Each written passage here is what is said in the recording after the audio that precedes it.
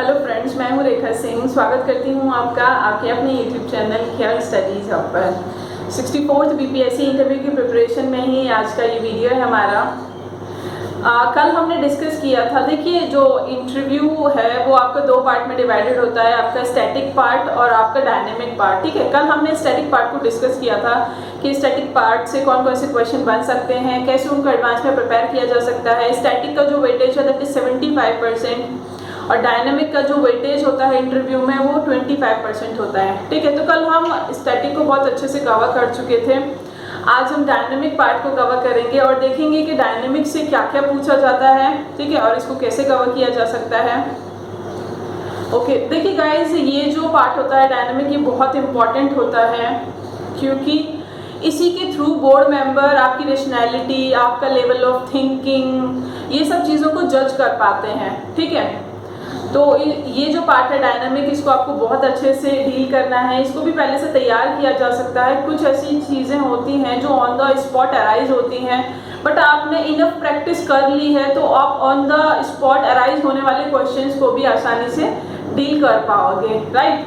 तो देखिए गाइस, इसमें क्या क्या आता है। सबसे पहले आपका जो डायनामिक पोर्शन है उसमें सबसे पहले आपकी SRTs आती हैं, situation reaction test, situation based question भी कह लीजिए। ठीक है, SRTs आपकी डायनेमिक पार्ट में ही आती हैं, तो आपकी SRTs हो गई। फिर उसके बाद आपके करंट इश्यूज हो गए, current issues and your reaction on that. Current issues आपसे पूछे जाएंगे और आपका रिएक्शन वो लोग देखेंगे कि आप कैसे रिएक्ट कर रहे हैं करंट इश्यूज पर।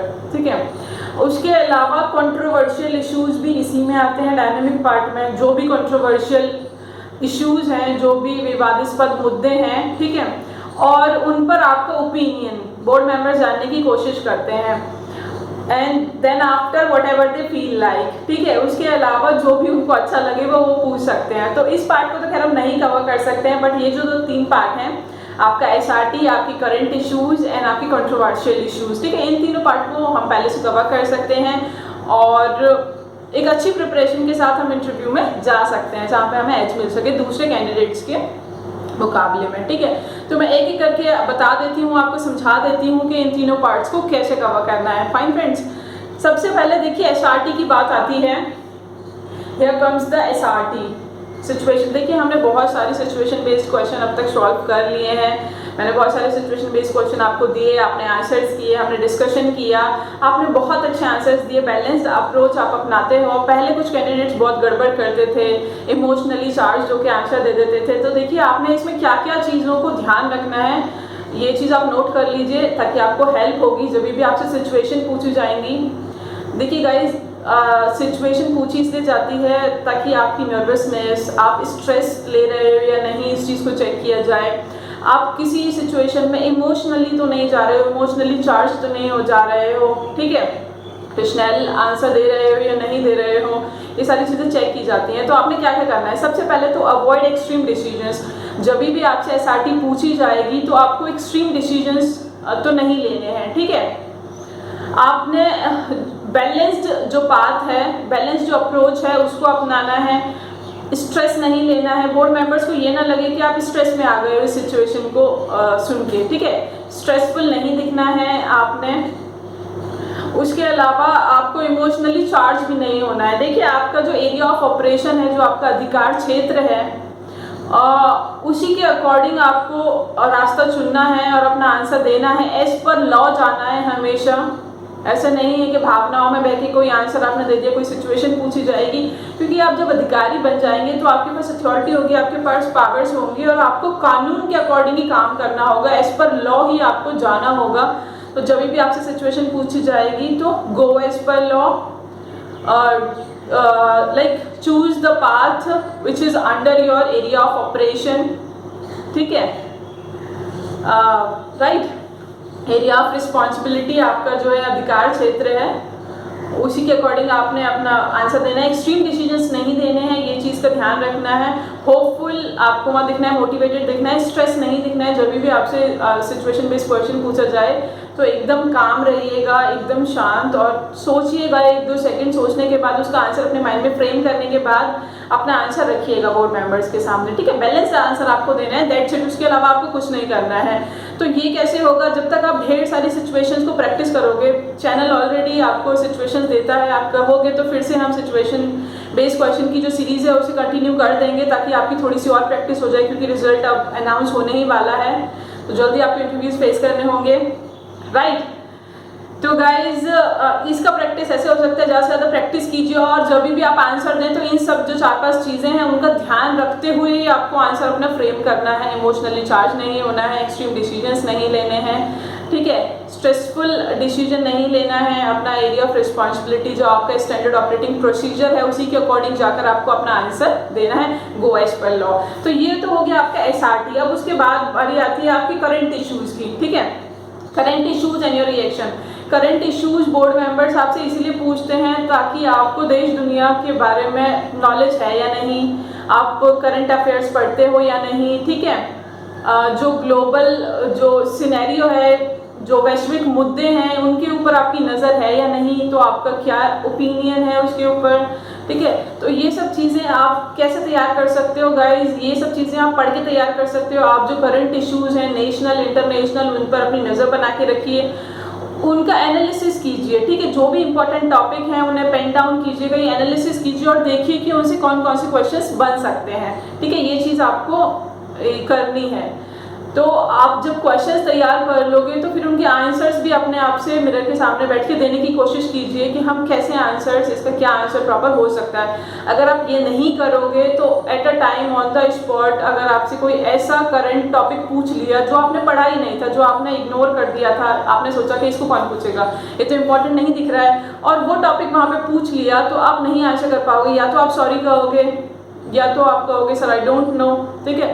तो इससे आपका एक बैड इमेज क्रिएट हो जाएगा, it will cast a bad impression, board members को लगेगा कि आपको नॉलेज ही नहीं है, ठीक है। नेशनल और इंटरनेशनल जो इवेंट्स हैं, जो समसामयिक मुद्दे चल रहे हैं, उनके बारे में आपको पकड़ नहीं है। तो इसको ऐसे प्रिपेयर किया जा सकता है। बेसिक इन्फॉर्मेशन, ऑन गोइंग जो इवेंट्स हैं, इंपॉर्टेंट जो ऑन गोइंग इवेंट्स हैं उनके बारे में बेसिक इन्फॉर्मेशन गैदर कर लीजिए, ठीक है, और एनालिसिस कीजिए और क्वेश्चंस उनसे फ्रेम करके बनाइए कि कौन कौन से क्वेश्चंस पूछे जाते हैं। क्योंकि गाइस देखिए कभी कभी क्या होता है, हम तैयार नहीं होते हैं, हम पढ़ते नहीं हैं उन टॉपिक्स को, सोचते हैं ये इंपॉर्टेंट नहीं है, और कभी कभी जैसे आपका इंडिया नेपाल का मुद्दा ले लीजिए, आपसे जैसे कि पूछ लिया कि आपको एक कमिटी, भारत एक कमेटी बनाता है जो भारत और नेपाल के बीच में जो इशू चल रहा है, डिस्प्यूट चल रहा है, उसको सॉल्व करने के लिए, और आपको उसका मेंबर बना दिया जाता है, तो आप क्या सजेशंस दोगे इंडिया को? आप as a member of that committee क्या सजेशंस दोगे, कैसे इस इशू को सॉल्व किया जाता है, तो किया जा सकता है? तो अगर आपके पास नॉलेज नहीं है कि क्या डिस्प्यूट है, क्यों डिस्प्यूट हो रहा है, इंडिया के क्या क्लेम्स हैं, नेपाल के क्या क्लेम्स हैं, अगर आपने इस मुद्दे को प्रॉपर नहीं पढ़ा है तो आप नहीं बता पाओगे, ठीक है। तो इसीलिए इन टॉपिक्स को, बहुत सारी चीज़ें नेशनली इंटरनेशनली आज के समय में हो रही हैं, बहुत सारे इवेंट्स घट रहे हैं, तो उन पर पैनी नज़र बना के रखिए और अपना एक रेशनल ओपिनियन तैयार करके रखिए, एक ओपिनियन क्रिएट कर लीजिए हर एक टॉपिक पे कि आपका खुद का क्या ओपिनियन होगा, ठीक है। सो दैट जब भी आपसे क्वेश्चन बोर्ड मेंबर्स पूछें इंटरव्यू में, तो आपको ये ना लगे कि ये क्या पूछ लिया। थोड़ा बहुत डेविएशन चल जाता है, बट आप बिल्कुल ही नहीं बता पाओगे या बिल्कुल ही लाइन से एकदम अलग चले जाओगे, तो it will cast a bad impression. तो थोड़ा बहुत जो डेविएशन है वो एडजस्टेबल है, उतना चल जाएगा, पर आपको नॉलेज होनी चाहिए। तो इसको ऐसे प्रिपेयर कर सकते हैं। फिर उसके बाद बारी आती है कंट्रोवर्शियल इश्यूज़ की, ठीक है। कंट्रोवर्शियल इश्यूज़ देखिए बोर्ड मेंबर्स ज़्यादातर इसलिए पूछते हैं कि वो देख सके कि आपका क्या ओपिनियन है। कंट्रोवर्शियल इश्यूज़ में देखिए गाइज, आपको बैलेंस अप्रोच अपनानी होती है, ठीक है। जो बैलेंस पाथ है उसी को चूज़ करना होता है, क्योंकि कंट्रोवर्शियल इश्यूज़ में कभी कभी हम इमोशनली चार्ज हो जाते हैं। जैसे आपका इंडिया पाकिस्तान का इशू हो गया, आपका इंडिया चाइना का इशू हो गया, तो जैसे ही क्वेश्चन आएगा तो स्टूडेंट्स क्या होते हैं, इमोशनली चार्ज हो जाते हैं और वो नेशनलिज्म की जो भावना है उनके अंदर जाग जाती है। देखिए ये सब चीज़ें बहुत अच्छी हैं, बट इनका कहाँ इस्तेमाल करना है, कहाँ नहीं करना है, ये सब चीज़ के बारे में आपको नॉलेज होनी चाहिए। जैसे आपका ये पूछ लिया जो बैन है चाइनीज़ प्रोडक्ट पे वो फिजिबल है या नहीं है, आपका क्या राय है इसके बारे में। तो इसके बारे में आपके पास एक रेशनल ओपिनियन होना चाहिए। ऐसा नहीं कि हाँ बिल्कुल बैन कर देना चाहिए, सर ये तो बिल्कुल गलत है, ठीक है। आपके पास एक उचित आंसर होना चाहिए कि क्यों बैन कर देना चाहिए, नहीं करना चाहिए तो क्यों नहीं करना चाहिए, भारत के पास क्या अभी उपाय हैं, अगर बैन कर दिया जाए तो क्या वो सर्वाइव कर पाएगा, ठीक है। तो ये सारी चीज़ें कंट्रोवर्शियल इश्यूज इसलिए पूछ लिए जाते हैं ताकि वो जान सके कि आपका क्या ओपिनियन। तो आपका ओपिनियन हमेशा बैलेंस्ड होना चाहिए, रेशनल होना चाहिए, गो एज पर लॉ, जो लॉ है उसी को फॉलो करना चाहिए, ठीक है।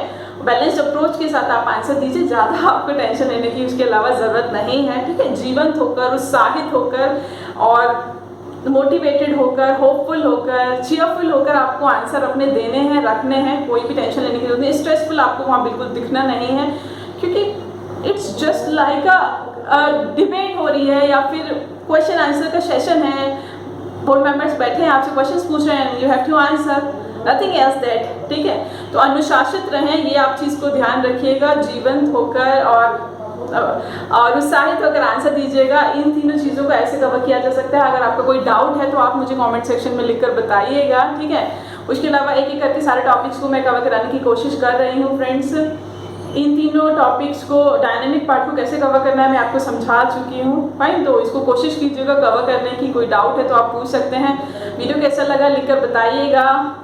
वीडियो अच्छा लगा है तो लाइक कीजिएगा, चैनल पे नए हैं तो सब्सक्राइब कीजिएगा। सब्सक्राइब करते समय बेल बटन भी ज़रूर दबा लिया कीजिए फ्रेंड्स, क्योंकि आपको हमारे जो वीडियो है नेक्स्ट वीडियो का नोटिफिकेशन टाइमली मिल जाए। Thank you so much for watching the video.